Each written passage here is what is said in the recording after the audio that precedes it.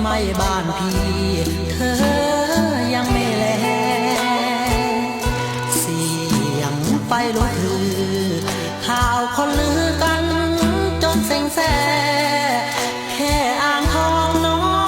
งยังไม่แลใจดำจริงแม่สาวในตาคมพี่นอนศาลาเววาน้ำตาร่วงหล่นรอรักแรงใจจากคนด้วยใจช้ำหม่นหมองใจสุดตรมน้ำใจช่างดีแต่ไม่มีเปล่าในตาคมเจ้าไม่มาคนทุกตรงความหวังจึงลงแสนตรมฤดี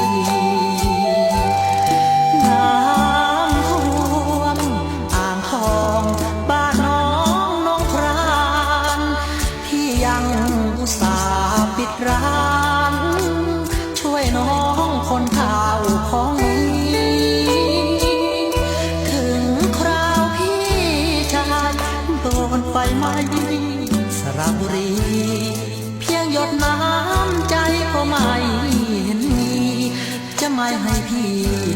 น้อยใจน้อยใจจะหาน้ำใจจากเธอคงไม่มีวันเราเห็นใจกันและกันเมื่อไฟไหม้บ้านซึ้งแน่แก่ใจ